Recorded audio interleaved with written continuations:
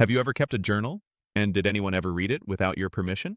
I will start with the moment that still makes my jaw tighten because it was so clean and so obvious that even now I can hear the way my mother's voice went soft at the end of the sentence, the way people do when they think they are being generous.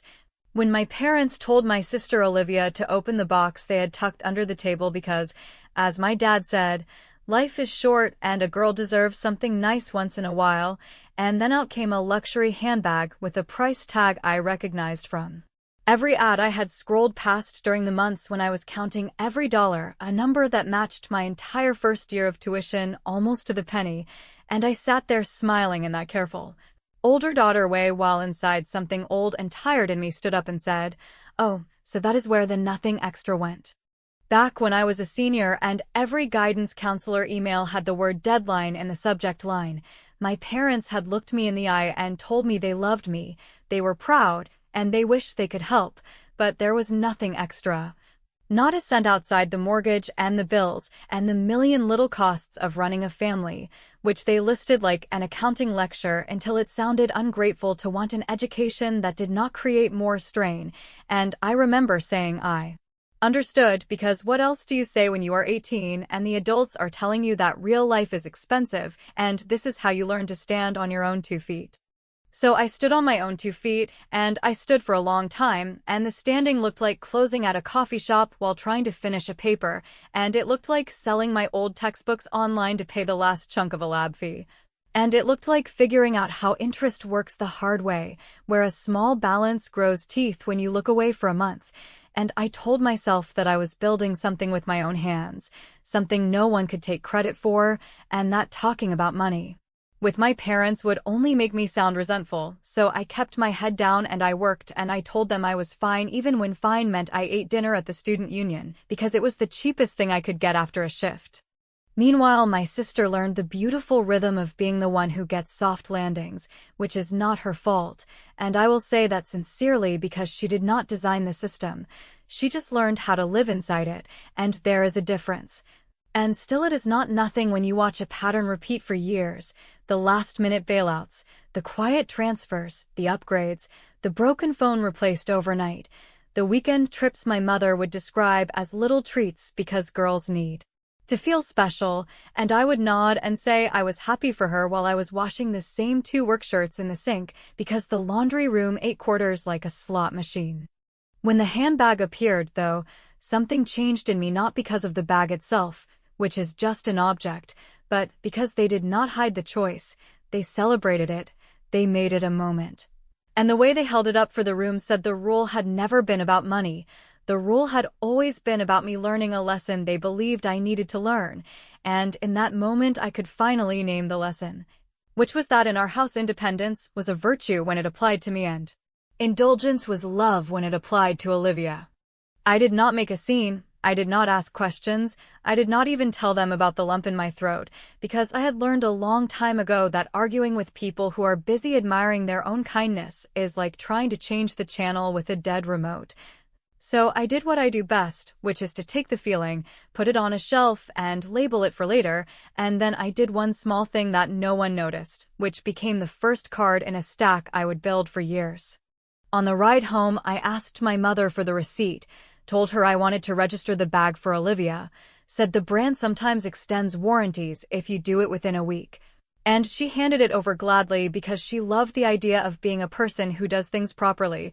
And in my room I took a photo of the receipt and sent it to myself and to my personal email under a label I created on the spot called Nothing Extra, because I wanted a record that was not about the bag but about the math.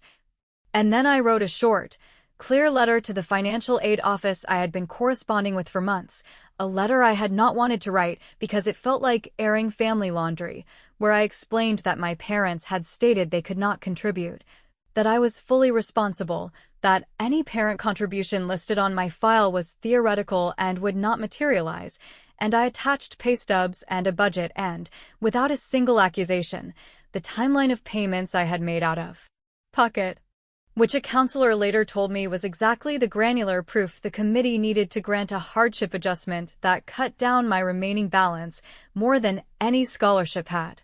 That letter was not a grand revenge, not the kind of moment that makes a room gasp, but it was the first time I took their story and replaced it with mine in a place that mattered, and it produced a result that did not require their permission. And I cannot overstate how different that felt from every conversation where I had tried to be reasonable and got a speech about character in return, and to make the point to myself, not to them, I did one more thing that night, which was to open a small savings account online and nickname it Nothing Extra, and every time I got tip money or a refund or anything not already spoken for, I dropped a few dollars in and considered it a private fund for future moves. When graduation season came around, my mother asked me to write a little thank you note for the family group because she wanted to post something sweet about how we all pulled together. And I stared at the message for a long minute because I knew that if I refused, she would call me ungrateful, and if I agreed and wrote the version she wanted, I would be lying to make everyone comfortable. So I split the difference in a way that felt almost petty and yet strangely necessary, and I wrote a short public message on my own page where I thanked the manager who shuffled my shifts so I could finish classes, thanked the librarian who showed me how to file an appeal when a fee posted twice, thanked the friend who let me crash on her couch during finals so I could cut my commute in half, and I did not mention my parents at all, and I watched the comments fill up with congratulations and little hearts from people who had actually helped. And when my mother texted me privately to say the post felt pointed, I told her it was simply accurate, which is a kind of revenge I recommend when you are not ready for a larger war, but you need a small win to remind yourself you are not crazy. The day the handbag showed up, then, was not just a gift to my sister, it was also a signpost for me, a clean marker between the years when I accepted the family narrative and the years when I would quietly build my own. And as I lay awake that night with the receipt emailed to an address no one in my family knew existed, I promised myself I would stop asking to be seen and start preparing to be undeniable, and I wish I could say that promise was noble. But the truth is it was fueled by something sharp and unpretty and honest, which worked better than noble ever had. So when my parents raised a toast at the next family dinner and said they were proud of how we had all done this together, I clinked my glass, I smiled, and I wrote one more note to myself in the Nothing Extra file, a short line that said, "They want a story they can tell at parties. Give them one they cannot control," and I did not know exactly how that would look yet, only that the next time they used my name as a prop I would be ready to move a piece they did not know I had, and that is where the first real opportunity showed up, in a place they had talked about for years, as if it belonged to their dreams, not mine. If there is one thing my parents have always been consistent about, it is their ability to treat selective memory as a kind of moral high ground. So after the handbag episode, they acted like nothing had happened, slipping seamlessly back into the casual rhythm of updates about Olivia's new internship or the great deal they got on her weekend trip to the coast, as though the price of that bag was not still sitting in my mind next to the total of my tuition statement. And I let them do it because there was no point in pointing out a contradiction to people who already considered their narrative the only correct version of reality. What they did not realize, and what I never told them, was that by saying nothing, I was giving myself the space to build something bigger than an argument, because arguments in my family have always been about endurance. And I was not interested in enduring another round of guilt-flavored lectures about how independence builds character. I was interested in having the kind of leverage that made an argument unnecessary. After graduation, when I was juggling student loan statements like they were overdue library books, my parents loved to talk about how proud they were that I was making it on my own, as if the fact that I had no choice was some sort of intentional lifestyle they had nurtured in me, and I would smile and nod, because I knew that disagreeing would only make them retreat into the tired line about how they had given me the gift of resilience. Olivia, meanwhile, had moved into an apartment my parents helped her with for the first few months, a phrase that, in our family, meant an open-ended arrangement that would eventually be described as temporary even after it had stretched well past a year. And while she was not unkind to me, there was a casualness in the way she talked about money that always left me feeling like we had grown up in entirely different households. The truth was, I had no time to envy her because I was working 2 jobs to cover rent and the minimum payments on my loans, and any thought of vacations or splurges belonged in a different life. Still, I kept my eyes open for ways to move up, and when my first employer offered a small promotion, I took it without hesitation. Not because the title mattered, but because every step up was another inch toward the kind of career that would eventually put me in a position where my family's approval, or lack of it, would be irrelevant. My parents didn't understand the field I was in, which worked in my favor. It meant they couldn't measure my progress against Olivia's life, which was easier for them to praise because they understood it in more traditional terms. It was somewhere in those early years of grinding through low-paying roles that I realized my parents still had a kind of lingering obsession with a specific company, a place they talked about with the reverence most people reserve for vacation spots they can't afford but love to imagine. They had friends who worked there in lower positions, and whenever those friends mentioned anything about the company's parties, benefits, or prestige, my parents would bring it up at dinner like they were talking about royalty they had once brushed shoulders with. I think, deep down, they liked the idea of having even a distant association with that brand because it gave them something impressive to mention to their friends. I started paying attention to every little thing they said about it, not because I shared their fixation, but because I could see how much emotional weight they had attached to it over the years. It wasn't lost on me that they talked about the company almost as if they wished they had worked there themselves, but life had never lined up that way for them, so they romanticized it instead. At the time, I didn't know if I would ever have a real connection to it, but I knew enough to file away their fascination for later. My nothing extra account, that little savings bucket I had started back in school, was still active, and while it wasn't big enough to change my life, watching the balance grow over the years became a quiet reminder that I was playing a game they didn't even know existed. Whenever I saw my parents at family events, they would ask polite questions about my job but pivot almost immediately to updates about Olivia's life, her new boyfriend, her vacations, her apartment upgrades. I let them because every time I didn't correct them, every time I didn't point out the imbalance, I was reminding myself that I wasn't here for small wins. I wasn't trying to prove them wrong in a single conversation. I was building toward a moment when the proof would be undeniable, when it wouldn't even require me to speak. That idea kept me patient in ways I hadn't been in the past.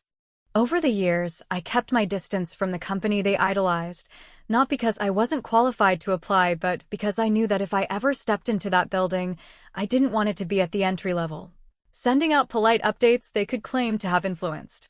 I wanted my first step in to be a step they could not claim credit for.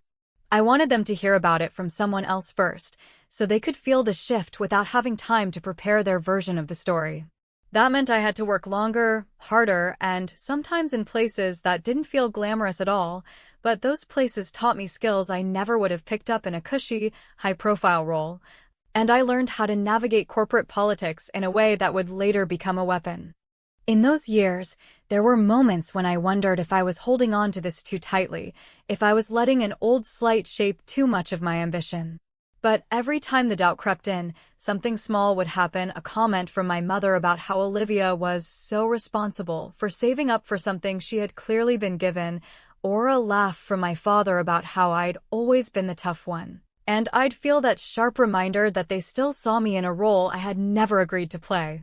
They saw me as the one who could be denied, who could carry more than her share, who would make it work without complaint, and that made me more certain than ever that when my moment came, it had to be on my terms. So I kept moving forward quietly, adding skills, building networks, taking calls from recruiters even when I wasn't sure I wanted the jobs, just to understand my value in the market. And then, one afternoon, my phone rang with a number I didn't recognize, and the voice on the other end introduced themselves as a senior recruiter for the exact company my parents had talked about for years. I almost laughed because it felt like the kind of moment you imagine during a boring commute and then forget about, but there it was, real and unexpected. They told me they had been referred by someone I'd worked with years ago, someone who had apparently remembered my name when a high-level opening came up. I listened, asked careful questions, and agreed to an initial meeting, but I didn't tell my parents a word. I didn't tell Olivia either. I decided in that moment that if this moved forward, the first they would hear about it would be after it was already official, and maybe not even from me. For once, they would be the ones caught off guard, and if the opportunity went the way I was hoping, it would be in a way they could never spin into something they had shaped or supported.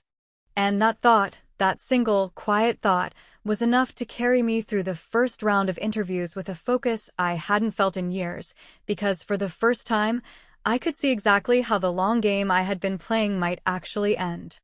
By the time the second interview wrapped and the recruiter said they would be in touch soon, I had already decided that if this worked out, I would treat the entire process like a classified operation. Because there was no way I was going to hand my parents the chance to insert themselves into a story they had nothing to do with. Over the years, I had seen them claim credit for things they only learned about after the fact, reshaping the details so that to anyone listening, it sounded like they had been part of my success from the start.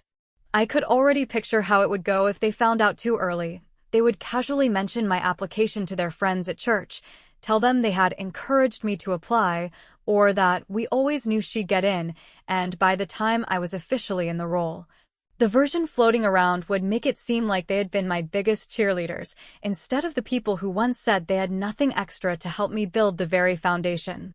That got me here. The truth was, I didn't need their approval anymore, but I did want something they weren't expecting, the silence before the reveal, the moment where the look on their faces would tell me they were scrambling to rewrite their own memories in real time. That was the prize I was after. It wasn't petty in my mind, it was surgical. The interviews became less about me proving myself to the company and more about me building a case for why I belonged there in a position they could never diminish. When the offer came in, it was everything I'd hoped for and then some. The title alone would have been enough to make my parents' eyes widen, but the package, the level of authority, and the scope of influence were the kind of things people in my industry wait years to achieve. I accepted without hesitation, negotiated hard on a few points just to make sure I was walking in with the leverage I wanted, and then, true to my plan, I told no one in my family. I let the first few weeks pass in total secrecy, settling into the role, learning the dynamics, and figuring out exactly where I could make the most impact. It didn't take long before I started hearing my parents' names in the oddest contexts, not from anyone inside the company, but from people outside who mentioned that my parents had been talking about a big opportunity I was supposedly chasing. That was when I realized they had already planted the seeds of their own version, even without knowing for sure if anything was happening. It was almost impressive, the way they could create a narrative out of thin air, but instead of making me angry, it just made me more determined to let them walk right into the real story without warning. The other thing I hadn't expected was how much this company's culture fed into their obsession. The brand carried a kind of social currency in our town. Working there, even in a junior role, meant something. Being a vice president? That was the kind of position that put you on the radar of local news profiles, alumni boards, charity events, the whole circle of things my parents had always hovered around without ever quite getting into. I could already see how badly they would want to attach themselves to this, which meant my timing had to be perfect. About a month in, I was invited to join the planning committee for one of the company's biggest annual events, the kind of polished, high-profile gathering that made it into magazines and was attended by people who lived for networking. My immediate instinct was that this could be the stage I'd been waiting for. If I played it right, I could invite my parents through a channel that would make them feel chosen, not realizing that the real choice had been mine from the start. I also learned something interesting in those weeks. My parents had been telling certain people in their circle for years that they had helped me get my start, dropping vague comments about guidance and connections that sounded innocent enough until you realized they were designed to rewrite history in their favor. I found this out through a mutual acquaintance who mentioned it offhand, assuming it was common knowledge. I didn't correct them. I just tucked the information away and thought about how much more effective my eventual move would be if the people they had been lying to heard the truth in the same room as my parents, with no way to spin it. The event planning gave me the perfect excuse to invite a select guest list, and I made sure to get a specific colleague to extend the invitation to my parents, someone I knew they admired and would never refuse. This way, they wouldn't suspect that I had orchestrated their presence. They would walk in thinking it was about them making a valuable connection. That was the kind of setup you couldn't rush. It had to feel organic to everyone except me, because for me, it was anything but. By the time the event approached, my parents still had no idea about my promotion. They were under the impression that I was doing well, maybe even better than they'd expected, but they were nowhere near the truth. Olivia had been told nothing either, though I suspect she sensed I was holding something back. She'd asked once, in a half-joking way, if I'd gotten some big job and just wasn't saying anything yet. I'd laughed it off, told her I was just keeping busy, and let her fill in the blanks however she wanted. The night before the event, I lay in bed thinking about how many years had passed since that day with the handbag, how many times I'd bitten my tongue to keep from snapping back when they recited their version of my life.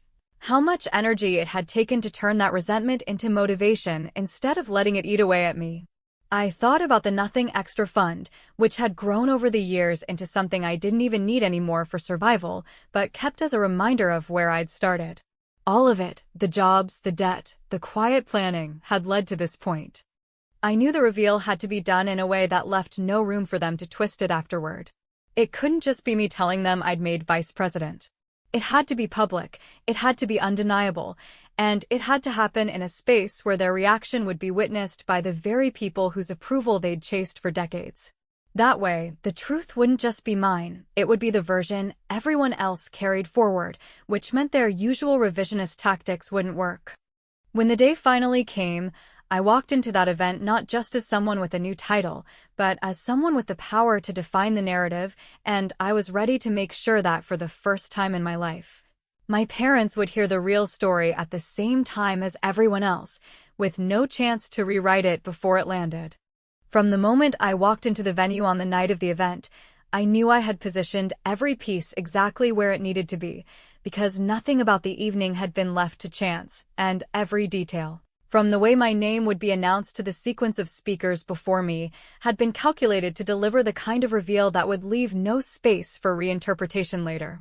The building buzzed with that particular energy that comes when a room is filled with people who think every conversation could be the one that changes their life, and I moved through it with a quiet calm, shaking hands, making small talk, all while knowing that the real moment hadn't even arrived yet.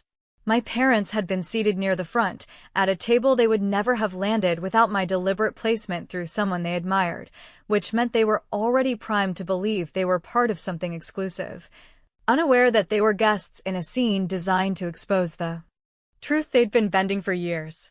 When they arrived, I caught them before they could even spot me, greeting them warmly, but in the same way I greeted a dozen other guests, as if my presence there were routine, nothing worth pausing over. I could see the flicker of curiosity in my mother's eyes, the small tightening at the corner of her mouth that always came when she was trying to piece together a story before she asked a direct question, but I gave her nothing to work with. My father, on the other hand, was clearly enjoying himself, leaning into the handshakes and introductions like he'd finally been given the chance to play in the kind of arena he'd always imagined himself belonging to, which told me they were walking exactly into the dynamic I needed. They thought they were here to meet people. They had no idea they were the ones about to be introduced. As the evening moved through its carefully polished schedule, I stayed off the stage, allowing other speakers to take their turns, nodding along as I chatted with colleagues and key guests. This was important because my parents were used to controlling the pace of a story. They liked to be the ones dropping details early, hinting at the big reveal before anyone else could. By keeping them waiting, by keeping myself just slightly out of reach, I was forcing them to absorb the environment without any narrative they could cling to. I knew the anticipation would build, even if they didn't understand why. When the moment came, it was in the form of the event's host, a senior figure in the company whose voice carried instant authority in that room. They began speaking about leadership changes, about how the organization was entering a new chapter, and how certain roles had been filled with people who had proven themselves not only capable but transformative in their previous work. I could feel my parents shift in their seats, that instinct people have when they sense something is about to happen, but can't quite name it. My father leaned forward just slightly, his elbow on the table, his eyes scanning the stage. And then my name was spoken. Not just my name, but my full title, Vice President of the division my parents had admired from afar for as long as I could remember. The applause started almost immediately, a steady, confident sound that filled the room as I stood and walked toward the stage. I didn't rush. I didn't need to. This was the moment I had been playing toward for years, and it was unfolding exactly as I'd envisioned. I didn't even need to look directly at my parents to know what was on their faces, that combination of shock, pride they couldn't fully own, and the dawning realization that they were hearing about this at the same time as everyone else in the room. When I reached the stage, I shook the host's hand, took the microphone, and spoke briefly, no dramatic speech, no drawn-out explanation.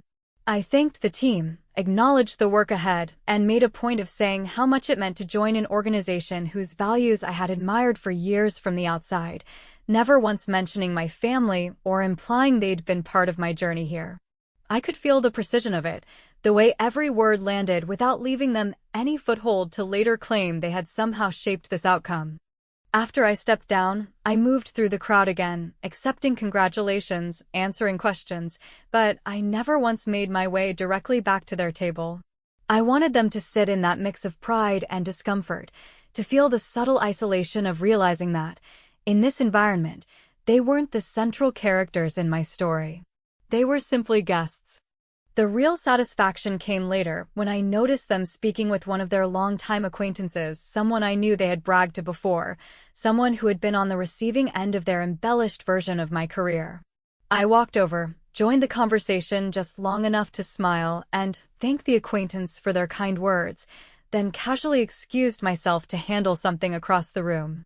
It was a small move, but it left them standing there with no control over how that person now saw them, as parents hearing about their daughter's achievement for the first time in the same room as everyone else.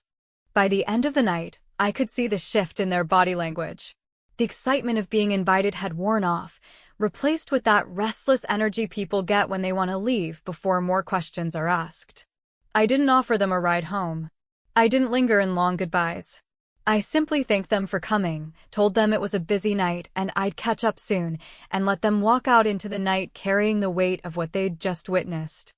What they didn't know is that this wasn't the end of the reveal, it was only the setup. The public nature of it was important, but it wasn't yet the thing that would seal the truth in a way they could never rewrite. That final move, the one that would leave them with no room to maneuver, was still waiting, and I knew exactly how and when to play it. In the days following the event, my parents kept a careful silence with me, and I knew it wasn't the kind of silence born from anger or disapproval. It was the strategic quiet of people who were trying to process what had happened before deciding how to present it to others. They were probably weighing how much of the truth they could absorb into the story they had been telling for years without having to admit they had been left out of the loop entirely. I didn't push them. I didn't offer follow-up calls or detailed accounts of my work. I simply let them sit in the reality that I was now in a position they had dreamed about, admired from afar, and bragged about as if they were connected to it, all while having no actual part in how I got there. And, because I had kept my reveal public, with dozens of witnesses, I had already built a wall around the truth. They couldn't alter it without someone in their own circle catching the discrepancy. But as satisfying as the event had been, I knew it wasn't enough. The problem with a moment like that is that people who are determined enough will still find ways to reshape it in their favor over time. All it would take was a few retellings where they conveniently remembered being more involved than they were, or a casual comment implying that their guidance had been instrumental in my career. I needed something cleaner, sharper, and permanent, a final move that would lock the truth into place so tightly that any attempt to twist it would sound absurd to anyone who had been there. That opportunity arrived faster than I expected. A few weeks later, I was asked to participate in a panel for an industry magazine's feature on leadership transitions in major companies. It wasn't just a print piece, they were filming it for a video segment that would be shared online, which meant that my words would be recorded, broadcast, and archived in a way that could be revisited indefinitely. It was perfect.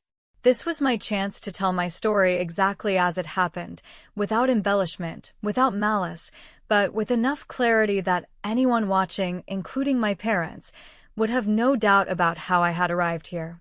I prepared for that panel with the same precision I had used for the event, thinking carefully about the questions I might be asked and how to weave the truth into my answers without making it sound like I was targeting anyone. I didn't need to accuse my parents of anything. I just needed to state the facts in a way that would leave no oxygen for the version they preferred. And when the day came, I took my seat on stage next to two other executives, greeted the moderator, and settled in as the cameras started rolling.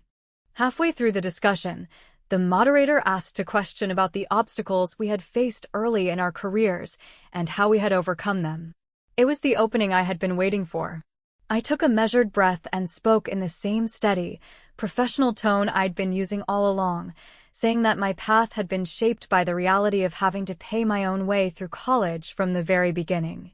I explained that there had been no financial safety net, that I had balanced multiple jobs with a full course load, and that I had navigated every expense, tuition, housing, materials on my own.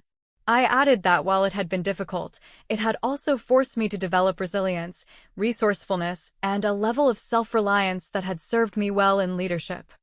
I didn't name my parents. I didn't need to. The truth was in the details, the kind of details that would make it impossible for anyone to credibly claim they had supported me financially or helped me get here. And because it was being said in front of a live audience, recorded on video, and published by a respected outlet, it instantly became the definitive account. Anyone in their social circle who watched it would hear it exactly as I said it, and there would be no plausible way to clarify it later without looking like they were contradicting me. When the panel wrapped, I shook hands, smiled for photos, and walked out knowing that I had just made my move. This wasn't an emotional outburst, and it wasn't about revenge for the sake of it. It was about reclaiming the narrative in a way that couldn't be undone. I didn't call my parents afterward. I didn't send them the link. I knew they would find it through someone else, and that was part of the point. I wanted them to see it without warning, the way they had once surprised me with truths I hadn't asked for. It took less than 48 hours for the ripple to reach me. A distant family friend messaged me to say they had watched the panel and were so impressed by how honest I had been about my journey. Then another. Then a colleague mentioned, almost casually, that my parents had been very quiet lately when the topic of my career came up in conversation. And that was how I knew it had worked. They couldn't openly challenge the story without exposing themselves, and they couldn't embrace it without admitting that their long-standing version had been false. The best they could do is stay silent, and in our family, silence has always been the closest thing to surrender. The next time I saw them in person was at a holiday dinner, and while they congratulated me politely in front of others, the tone had shifted. There was no ownership in their words anymore, no subtle weaving of themselves into my story. They knew the truth had been spoken in a place they couldn't touch, and they also knew I had been the one to decide when and how it would be revealed. For the first time, I felt the balance tilt entirely in my favor, not because I had won some argument, but because I had chosen the battlefield and they hadn't even realized there was a fight until it was over. That's the part most people don't understand about getting even. It isn't about shouting someone down or forcing them to admit they were wrong. It's about creating a reality so undeniable that they have no choice but to live in it. And as I sat at that dinner table, listening to them talk about Olivia's latest plans, I didn't feel the old resentment anymore. I felt something steadier, something final. I had taken the one thing they valued most, control over the story, and made it mine. And now, no matter how many times they told the past, the ending would always be the same.